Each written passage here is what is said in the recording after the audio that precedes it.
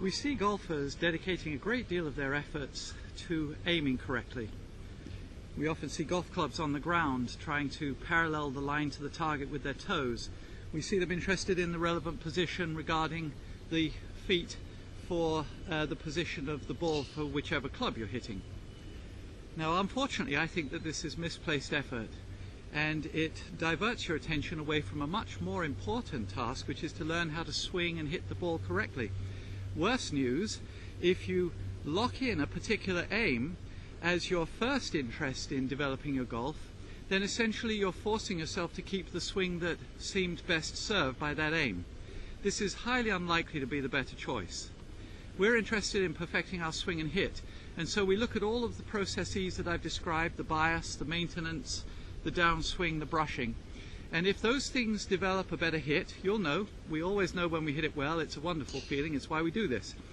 And the ball sounds good, flies well, and even if you don't give a great deal of attention to aiming, if you get to the point where you can hit 3, 4, or 5 of those excellent shots in a row, you'll notice an interesting phenomenon. Even with no effort to aim, they're all landing in the same place.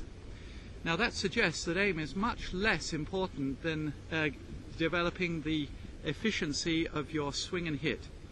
In fact, I'd go as far as to say that aiming guarantees that you cannot proceed with the more important task. So the first thing to do is to develop the swing and hit, get to the point where when you do know that you've hit 3 or 4 well, you notice that they're all landing in the same place, and then simply ask, is that where I intended to go? If it isn't, change your aim, and here's how. Many people think that they should turn on the spot like a cake stand. This is inaccurate. It mispositions the ball relative to the target line and our shoulders, which are a much more important indicator of aim than the feet. So, I can certainly hit a golf ball perfectly square with my feet completely closed. Therefore, the line across my toes had absolutely no relevancy regarding that shot.